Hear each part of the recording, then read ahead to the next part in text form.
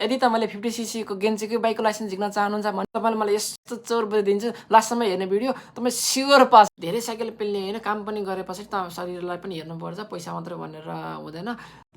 निहोङ्गो त स्याबेरिमास ओचुकार सामादेश वतासी वा खातोरी सुसिरु देश नेपाल न मोनो देश केउ न दौगा न तेमावा देश ने युगाको सेतो सिचे निहुने कितेरो नेपाल जुत्तो माइकार सुन्दरी केदो गेन्चुकी न मिनको मादा मोत्ते न हितो ताचिनो तामेने केउ न दौगा देश केउ वा जुत्तो नेपालको त स्याबेरिमास नहुँदै मोसी जिखनगारी मास्तारा साइगा मादे मितेको रे तारा जुत्तो साइ भाइ देश योरसिको नेगाइसिमास।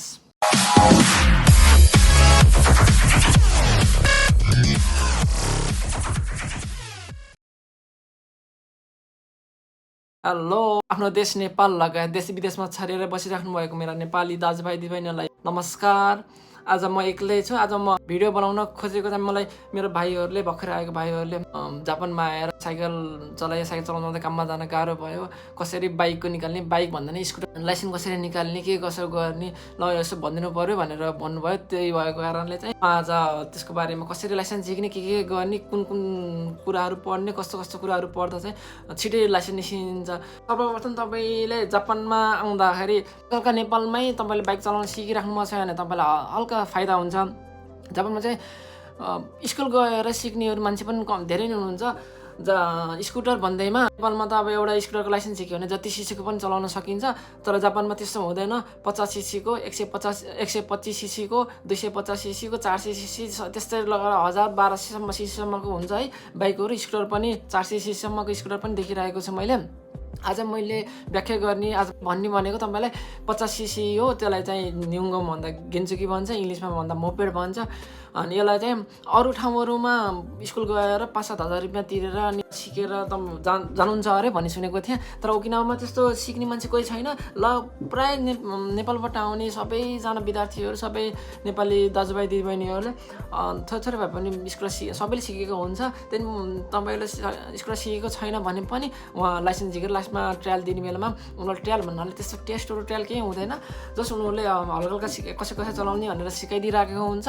नजान्ने मान्छेले नि गएर एकछिन आधा घन्टा घुमाउनु लगाउँछ, नसक्ने बेलसम्म उनीहरूले छोड्दैन। अनि तपाईँले सक्नुहुन्छ, त्यस्तो गाह्रो केही छैन। म चाहिँ ओकिनावाको यसो बाहिर कस्तो छ खासै थाहा छैन। म चाहिँ ओकिनावाको ओकिनावामा कस्तो छ त्यो कुरा भन्दैछु। आज चाहिँ म अब आउने अक्टोबरमा जापान आएको 5 वर्ष पुरा भयो, 6 वर्ष पुरा हुन्छ म जापान आएको। सुरुमा 5-6 महिना साइकल चलायो, त्यसपछि स्कुटर एप्रिलमा किन्यो होला, 2020 को एप्रिल मेतिर स्कुटर किन्यो। अहिले ठ्याक्क 4 वर्ष जति भयो कि 4 वर्ष कटेर अहिले यति आयो। 4 वर्ष 2 महिना समथिङ त्यस्तै भइसक्यो। जस काममा गएको हुन्छ, थाकेको हुन्छ, खुट्टा दुखेको हुन्छ, फर्किने बेलामा फेरि साइकल पेलेर 20-25 मिनट साइकल पेल्यो। त्योभन्दा एउटा 3-4 हजार रुपियाँ लाग्छ लाइसेन्स झिक्यो भने। अनि स्कुटर त 6-7 मानमा पाउँछ। धेरै थरीका स्कुटरहरू हुन्छ, त्यो स्कुटर कुन स्कुटर ठिक हुन्छ भनेर म तपाईँलाई लास्टमा भनिदिन्छु, लास्टमा हेरिराख्नु। अनि स्कुटर किन्यो भने काममा गएर फर्किने बेला आनन्दले स्कुटरमा आउनु पाइयो। काममा जाने बेला छिटो हुन्छ, सजिलो हुन्छ। अनि पानी परेको बेला पनि साइकल पेल्न परेन, स्कुटरमा हिँड्न सजिलो हुन्छ। त्यही भएर तपाईँलाई सक्नुहुन्छ भने स्कुटरको लाइसेन्स झिकेर स्कुटर लिँदा चाहिँ धेरै राम्रो हुन्छ। मेरो चाहिँ यो एउटा तपाईँलाई रिकमेन्डेड भयो।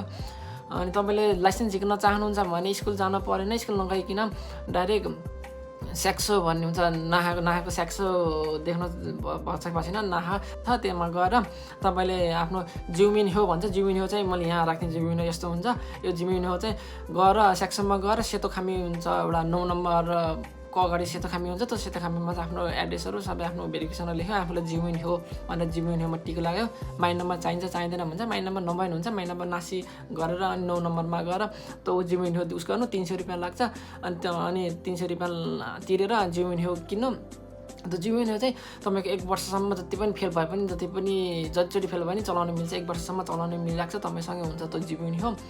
त्यो जिउमिन हो लिएर गएर अनि ट्याक्सीमा म चाहिँ अब सुरुमा मेरो साथी र म काम सकेर लगभग ट्याक्सीमा आधा घन्टादेखि 45 मिनट लाग्छ ट्याक्सीमा।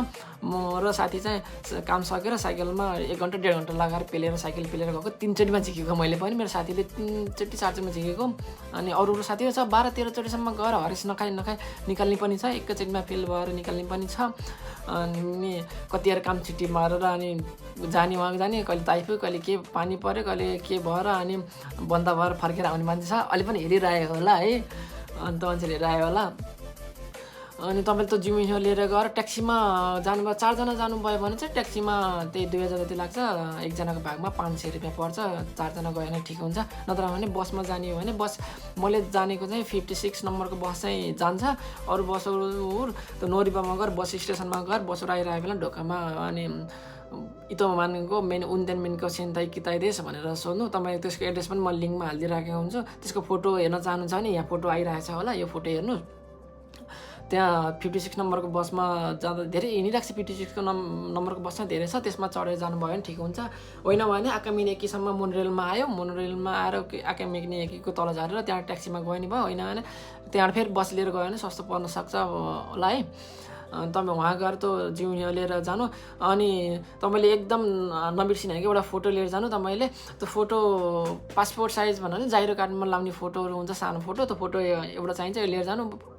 यदि तपाईँसँग फोटो छैन भने वहाँ पनि 1100-1200 लाग्छ कि 600-700 कति लाग्छ। जस 1000-1200 भन्दा माथि लाग्दैन, त्यतिले पनि वहाँ फोटो झिकिदिन्छ, तपाईँलाई त्यो फोटो झिकिदिन्छ।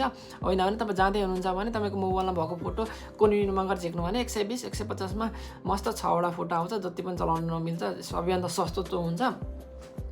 त्यो फोटो लिएर जानु, जाइरो कार्डहरू लिएर गएर वहाँ गएर फर्म भर्नु। वहाँ गएर फर्म भरेपछि सुरुमा अहिले हामी जाने बेला चाहिँ पहिला डाइरेक्ट फर्म राखिदिएको हुन्छ, फर्म आफूले भर्न मिल्थ्यो, थुतेर भर्न मिल्थ्यो। अहिले चाहिँ लाइन बसेर फर्म दिने छेउमा फर्म दिने ठाउँ छ, त्यो फर्म दिने ठाउँमा गएर अनि म गेन्चुकीको लागि हो भनेर जानु।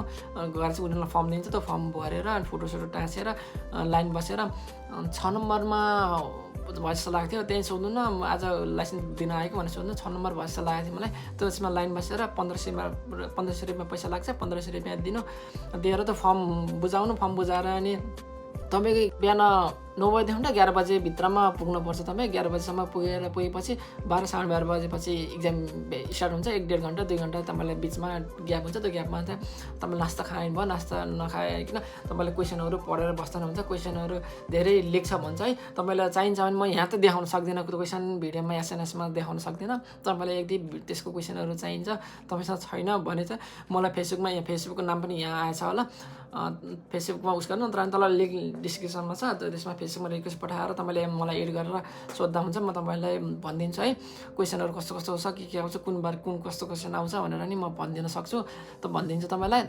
त्यसपछि 12-12:30 बजेतिर हलभित्र छिरेर भित्र तपाईँको चेकहरू हुन्छ, पेन्सिलहरू चाहिँ लिएर जानु। पेन्सिलहरू चाहिँ एकदम चाहिन्छ। पहिला चाहिँ हाम्रो वहीँ पेन्सिलहरू दिन्थ्यो, यति हुन्थ्यो पेन्सिलहरू, सब 2-3वटा पेन्सिल लिएर आइदिन्थ्यो केटाहरूले। अनि के त्यस्तै लिएर हिँड्ने गरेको भएर सायद त्यही भएर नि होला, त अलि राख्थेन। त्यहाँ छेउमा चाहिँ किन्न मिल्छ, निखाइमा माथि सेकेन्ड फ्लोरमा किन्न मिल्छ पेन्सिलहरू। त पेन्सिलहरू किन्नु, पेन्सिलहरू उसहरू किन्नु, मेटाहरू किन्नु चाहिन्छ। त्यो किनेर 12:30 बजी छिरायो भने 1-1:30मा तपाईँ इक्जाम स्टार्ट हुन्छ। क्वेसन हाम्रो पालामा चाहिँ 45वटा क्वेसन हुन्थ्यो, सर्ट क्वेसन 45वटा हुन्थ्यो। एउटा क्वेसन 2 नम्बरको, अनि त्यसले 45 × 2 90 हुन्थ्यो। अनि 2टा क्वेसन लङ गरेर 5-5 नम्बरको लङ गरेर 47वटा क्वेसन आउँथ्यो। 47 टोटल मार्क्स भनेको 100मा 90 ल्याउनै पर्थ्यो। 90बाट मुनि आए फेल हुन्थ्यो, 90बाट माथि आए पास हुन्थ्यो। धेरै छ खोइ त्यो चेकिङको मिस्टेक के थाहा छैन। हाम्रो चाहिँ सबको 89, 87, 89 आएर फेल हुन्थ्यो है। 89 त आउँथेन, 80 त्यस्तै कम मार्क्स आएर 1-2 नम्बर नपुगेर धेरै मान्छे फालिएको हुन्थ्यो। मैले 3 चोटिमा दिएको, 12-13 चोटि दिएर पास हुने मान्छे पनि छ। हिम्मत नहारिकन दिनु। तपाईँले त्यतिखेर हिम्मत नहारिकन इक्जाम दिनुभयो भने पछि साइकल पेल्न परेन। काममा जाने बेला पनि काममा आउने बेला थकाइ लागेको शरीर साइकलमा चढेर आउनुभन्दा बाइकमा चढेर आउन आनन्द हुन्छ, धेरै फाइदा हुन्छ, लिँदा राम्रो हुन्छ। तपाईँले इक्जाम दिएर बाहिर निस्केपछि 1-1.5 घन्टा लाग्छ।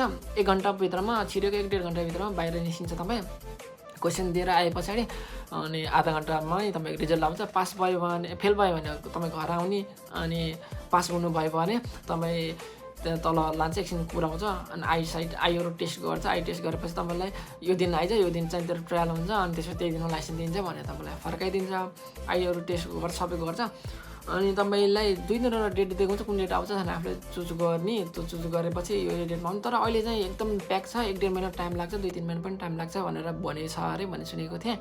अनि तपाईँले त्यो डेटमा जाने, वहाँ गएर फर्महरू बुझाउने, एकछिन बस्यो, क्लासहरू लिन्छ, के गर्छ, अनि के यस्तो गर्नुपर्छ भनेर रुलहरूको अनि यस्तो उसहरू यिनीहरू सिकाउँछ है। कस्तो रुलहरू फलो गर्ने, के गर्ने भनेर तपाईँलाई रुलहरूको बारेमा पनि सिकाउँछ, पढाउँछ एकछिन।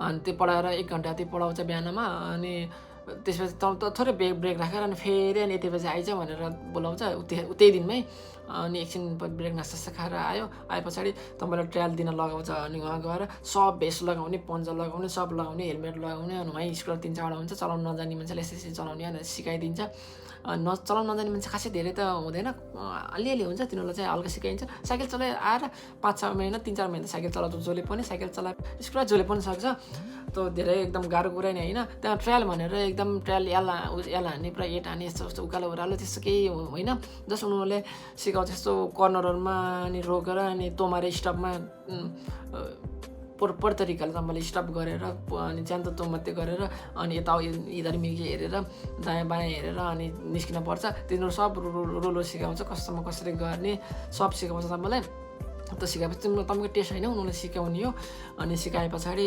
तपाईँको एकछिन बसेर अनि लाइसेन्स प्रिन्ट हुन्छ अनि लाइसेन्स लिएर आउने हो त्यस्तो केही गाह्रो छैन तपाईँले लाइसेन्स झिक्दा चाहिँ राम्रो हुन्छ अनि बाहिरतिर चाहिँ 5,000 र 7,000 रुपियाँ तिरेर स्कुल ड्राइभिङ लाइसेन्स स्कुल भन्ने हुन्छ अनि छुट्टै गेन्चुकी छुट्टै नभएर बाइकको गाडीको गेन्चुको सबैको एकै ठाउँमा हुन्छ त्यहाँ गएर पैसा 5,000 रुपियाँ पैसा तिरेर 5-6 हजार रुपियाँ पैसा तिरेर तपाईँले सिक्न सक्नुहुन्छ ओकिनावामा पनि छ नहुने होइन ओकिनावामा पनि छ सिकाउँछ तर खासै सिक्न गएको मान्छे अहिलेसम्म मैले देखेको छैन अनि 5,000 रुपियाँ तिरेर त्यही एउटै स्कुल हो त्यहाँ उस गरेर तपाईँलाई एउटा सर्टिफिकेट दिन्छ मेरो स्कुलमा सिकेको यसले सक्छ चलाउन भनेर तपाईँलाई एउटा सर्टिफिकेट दिन्छ त्यो सर्टिफिकेट लिएर गएर उसमा जाने उन्तेन्मेन्टको सेन्टरमा अनि लाइसेन्स सेन्टरमै जानुपर्छ तपाईँ लाइसेन्स सेन्टरमै गएर फेरि वहाँ गएर लिखित दिन पर्छ लिखित दिन वहीँ लिखित दिने गाडीको पनि बाइकको पनि स्कुटरको पनि सबको त्यहीँ दिने हो अनि पास भएपछि लाइसेन्स वहीँ दिन्छ त्यही दिनमा दिन्छ तपाईँलाई त्यस्तो केही गाह्रो छैन तर मेरो तपाईँलाई रिकमेन्डेड भनेको चाहिँ तपाईँले लाइसेन्स झिकेर स्कुटर किनेर लिएर हिँड्दा राम्रो हुन्छ त्यस्तो केही गाह्रो छैन एकचोटि फेल भयो भने पास भयो भने एकचोटि जाँदा चाहिँ तपाईँको ग्रुपमा जानुभयो भने ट्याक्सीको पुरा सबै सेयर हुने भयो नि त ट्याक्सीको पैसा सेयर भयो भने तपाईँको धेरै लाग्यो वहाँ 1,500 रुपियाँ तिरेर अनि 2,000 जति समथिङ लाग्छ यदि तपाईँ पास हुनुभयो भने लाइसेन्स लिन जाने बेला तपाईँको 5,000 समथिङ कति माग्छ है 5-6 हजार रुपियाँ चाहिन्छ त्यतिखेर चाहिँ तपाईँलाई पहिले इन्फर्म गरेको हुन्छ यो दिनमा यति बजे यति पैसा लिएर अनि यो पेपर लिएर पास भएको पेपर अथवा यिनीहरू लिएर आइज भनेर तपाईँलाई त्यही दिनमा अनि पुरा सबै सिस्टमै गरेको हुन्छ त्यही अनि 5,000 समथिङ मेरो बेलामा 5,000 थियो अहिले पनि 5,000 नै छ होला अनि त्यसरी तपाईँले गएर लाइसेन्स लिन सक्नुहुन्छ साइकल धेरै साइकल पेल्ने होइन काम पनि गरेपछि त शरीरलाई पनि हेर्नुपर्छ पैसा मात्रै भनेर हुँदैन त्यही भएर थोरै पैसा खर्च गरेर स्कुटर किन्यो भने आफ्नो शरीरलाई पनि आनन्द हुन्छ थाकेको हुँदैन त्यही भएर तपाईँले गएर किन्न सक्नुहुन्छ आजको भिडियो त्यस्तो केही छैन स्पेसल छैन यही हो म अब मेरो भर्खर मैले ड्रोन किनेँ ड्रोनको अनबक्सिङ भिडियो म 1-2 दिनमा लिएर आउँछु 1 तारिक चाहिँ मेरो अनबक्सिङ छ र अनि मेरो 12 उसमा चाहिँ रोकुगा चाहिँ मेरो जुन चाहिँ मेरो स्पेसल मन्थ हो है त म स्पेसल मन्थको पहिलो दिनमा चाहिँ म मेरो ड्रोन अनबक्सिङको भिडियो हाल्छु अनि तपाईँले ड्रोनको फर्स्ट भिडियो मेरो हेर्न चाहनुहुन्छ भने त्यसको 2 हप्ता पछाडि म त्यसको भिडियो झिकिदिनेछु है अनि म जाने भनेको त तोकासिकी जिममा जान लाग्यो म र मेरो साथीहरू मेरो आफ्नो मान्छेहरूसँग जान लागेको मेरो स्पेसल दिन हो मेरो स्पेसल दिनमा चाहिँ मेरो फर्स्ट ब्लग मेरो ड्रोनको फर्स्ट ब्लग हाल्ने बुझ्छ स्पेसल दिन के भन्दा मेरो चाहिँ रोकुगाचीको जिरोको नीति जुनको 16 तारिक चाहिँ मेरो बर्थडेको दिनमा चाहिँ फर्स्ट ब्लग हाल्ने मेरो प्लान छ है तपाईँलाई कस्तो लाग्छ ड्रोनको बारेमा भिडियोहरू हेर्न छ भने कृपया 2 हप्ता जति कोरिदिनु होला अनबक्सिङ भिडियो चाहिँ म 1 तारिक मेरो पहिलो त्यो महिनाको 1 तारिक पहिलो दिनमा चाहिँ म अनबक्सिङको भिडियो हाल्छु तपाईँलाई कस्तो लाग्यो भिडियो राम्रो लाग्यो भने लाइक गर्नु कमेन्ट गर्नु तपाईँलाई कस्तो भिडियोहरू हेर्न मन छ कस्तो भिडियोहरू जान्न मन छ त्यो भिडियोहरू म बनाउँछु तपाईँले पहिला कमेन्टमा लेखेर राख्नु म त्यो भिडियो चाहिँ बनाउँछु तपाईँलाई हेल्पफुल हुने भिडियो बनाउँछु यस्तै भिडियोहरूको लागि सब्सक्राइब पनि गरिराख्नु बेल आइकन पनि अन गरिराख्नु अहिले लागि चाहिँ म यहीँ अन्त्य लिन्छु बिदा लिन्छु हस् बाई बाई जय नेपाल मैले सुरुमा भनेको टिप्सहरू भनेको एउटा फर्मुला चोरविद्या भनेको च्यान्त पढ्नु एकदम राम्रोसँग पढ्नु स्योर पास ओके पढ्नु ल लाइसेन्स निकाल्नु पर्छ बाइक किन्न पर्छ घुम्न जानु पर्छ काममा हाल्नु पर्छ आनन्द हुन्छ क्या आनन्द हुन्छ ओके बाई